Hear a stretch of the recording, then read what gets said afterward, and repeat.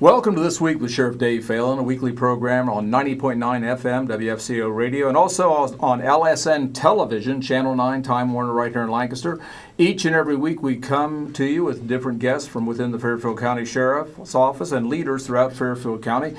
And this week is no exception. With me is Lt Tim Voris. Hi, Sheriff. How are you? A regular on the program over the years. Yes, sir. Regular. And we've actually been doing the radio show now about, as hard as this is to believe, over 10 years. It's been about 10 years. Yes, sir. Yeah, so there's a lot of programs there, and on television here with the help of the folks here at Fairfield Christian Academy. Yes. About 6 months. Yeah, really enjoy this. Great program. A lot of young people doing a good job out here, learning some of the dynamics of the programming and video and audio stuff. So it's JT and these guys, just a great group to work with out here. They really are.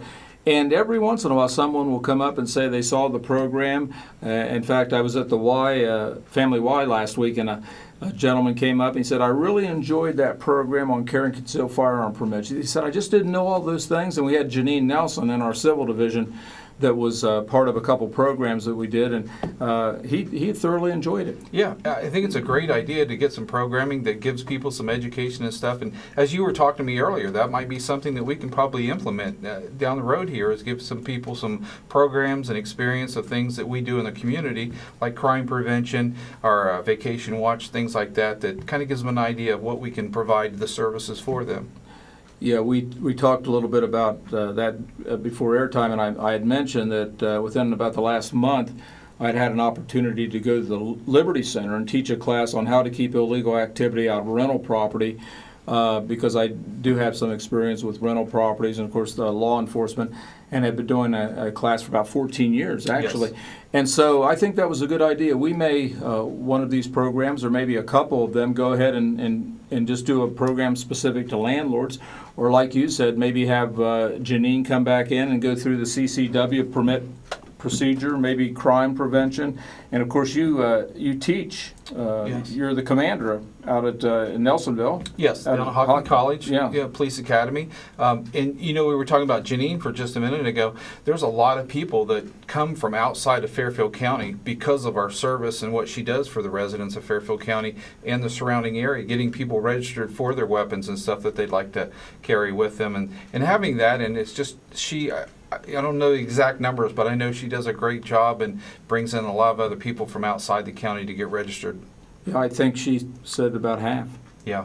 And the way that works is you can get a carry and conceal firearm permit within your county or an adjoining county. Yes. So we have a lot of folks certainly that come from Franklin County because all the traffic problems. And I think one of the other reasons is the service that Janine gives them. Yes. There's certainly no civilian within the sheriff's office where I have more compliments than Janine, without a doubt. And last week I was at the Buckeye State Sheriff's Association taking a class on civil processes, and there were sheriffs from all over the state of Ohio, and the instructor was up there talking, and he actually mentioned Janine. He said, if you ever need any information, call Fairfield County because she is the guru. She's the expert on civil process within the state of Ohio right here in our county. Yeah, and that's pretty good. That's saying an awful lot about our service and the quality people we have working at the Sheriff's Office, which kind of leads to that next step is that she was the Civil Employee of the Year at our awards banquet that we had. Good point. Last week we had our awards banquet, and we had a luncheon. Yes. Went very well. Yep. And in fact, we had Dallas Lambert with 90.9 as the host of the program. And that was the first time we've done that as a luncheon. Typically, we do it as a dinner in the evening, but we thought, well, maybe we would do it as a luncheon.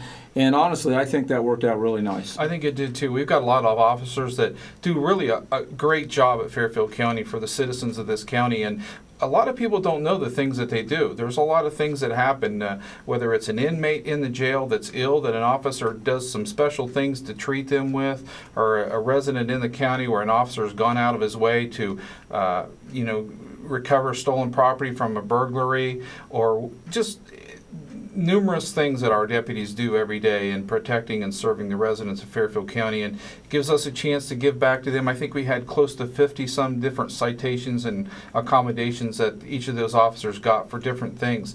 Our SWAT team did a really great job on a lot of things this year. Our Detective Bureau, we had a Carroll bank robbery. They did a great job. They made an arrest out of that bank robbery. Just numerous things that our officers are doing every day for the residents of this county. I think that's a good point. Within each year, within Fairfield County, our deputies respond to thousands of different incidents over the course of, it's a 24/7 operation. So every day that clock goes around. Every day we have a different day where we have deputies involved in dangerous situations, certain traffic accidents and fatalities, citizen complaints, family, domestic problems, drunk drivers, you name it. There is a lot of things going on. In fact, what we're talking about that recently, out on 33 near Pickerington Road, Lyle Campbell, one of our road deputies, made a nice arrest, didn't he? He did. He did a great job yesterday. He's out doing traffic, watching for different people, made a traffic stop on a vehicle. Everyone in the car had a warrant for their arrest. And one got out and ran, right? One took off on him, and Yeah. actually we were able to secure that area over there, bring the canine in, track this guy to a wooded area, made an arrest on that. We took all three into custody and made another safe arrest out of that, just by being proactive and watching different things, making a good traffic stop. And a lot of police officers every day do a great job, and their initial contact with the citizen is through the traffic stops. And in this situation, Lyle Campbell, part of our scrap team member, did a great job, made a nice traffic stop, made an arrest out of that, and another great example of some of these guys doing some good work every day. You mentioned the canine unit. How important is the canine unit as far as detecting drugs, making apprehensions? Yeah, it's a great tool for us to use every day. John Williamson does a great job with Arno. We're now implementing him into the schools during our searches. We kind of have a schedule set up so that he goes around to the different schools in Fairfield County. We're looking for different things within the schools, in the parking lots, in the cars, in our jail. We're having our dog now go through the different areas within the jail looking for contraband being brought into the jail. Just a great tool to have an animal that's able to bring out some of those things for us to establish our probable cause and make a good drug arrest on. You know, you spoke about bringing contraband into the jail, and I'm reminded of something that happened again very recently.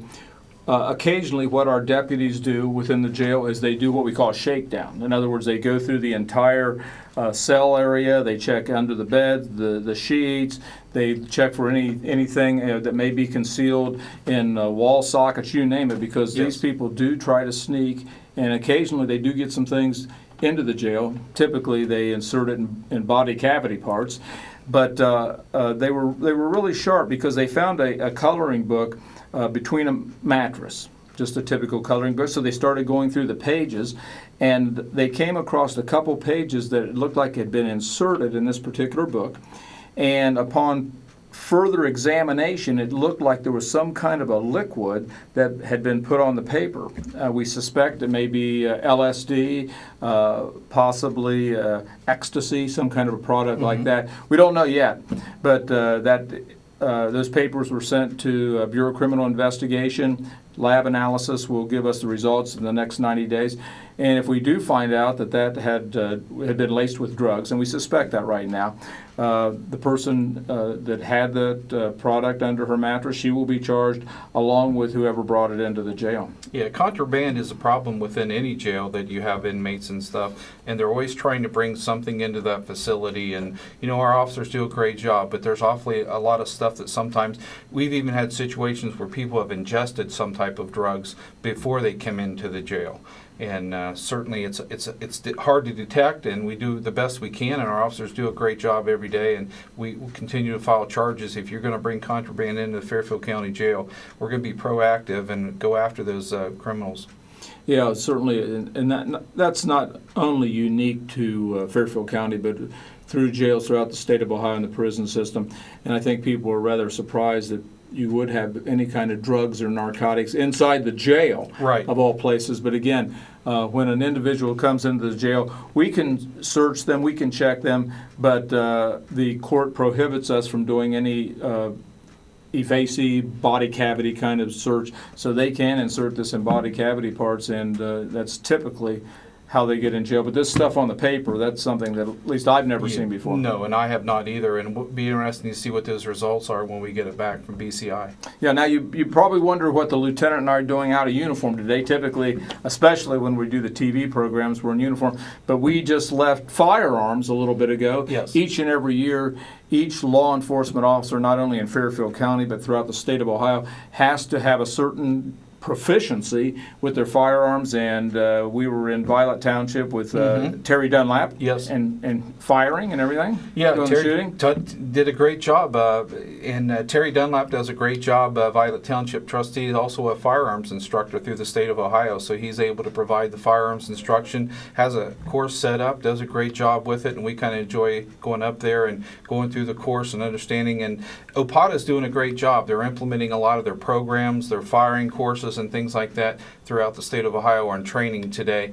Bob Fiatol with the state of Ohio is really continuing to implement great changes for police officers and create an environment where it's user-friendly.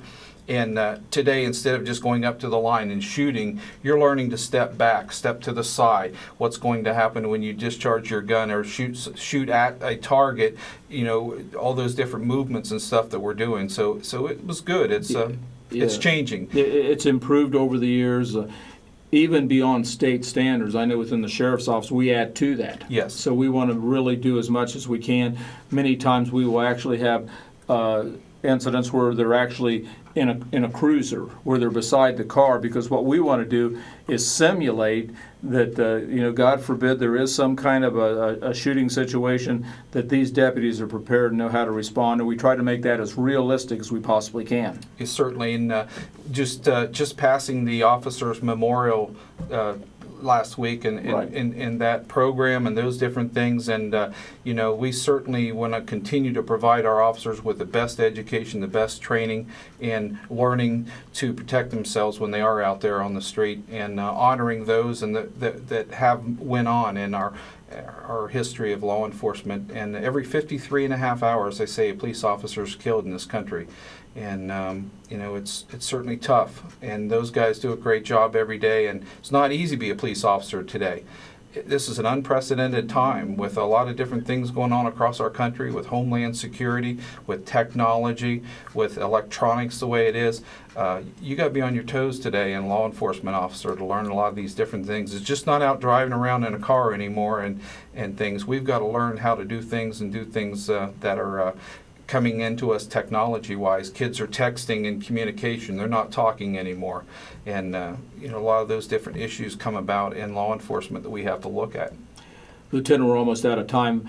Next week, I'd like to have you back, and let's talk a little bit about some of the texting legislation that's out there to get your opinion of that, being the road commander. Also, as we get into summer now, early into summer, let's talk a little bit about some things that the citizens can do to prepare for summer, to make sure they have a safe summer, and even talk a little bit about the kids, because I knew, or I saw recently here in Lancaster, where there's an individual that said he was a park ranger and was approaching kids over by Sensi Park. So we'll talk about that and many, many things next week if you can be with us. Yes, sir.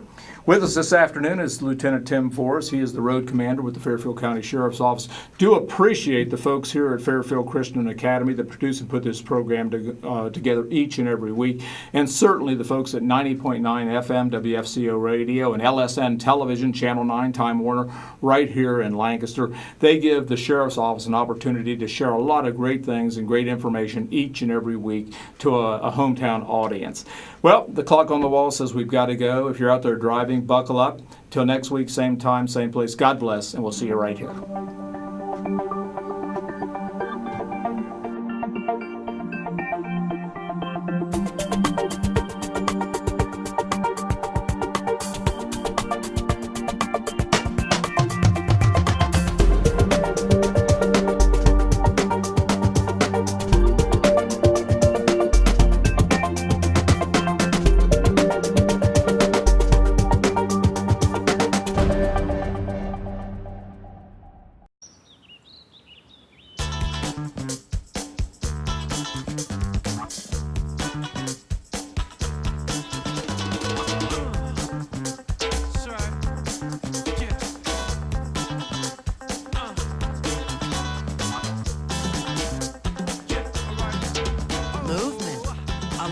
weight loss, it's one of the many ways to fight osteoarthritis pain. For more information on managing pain, go to fightarthritispain.org.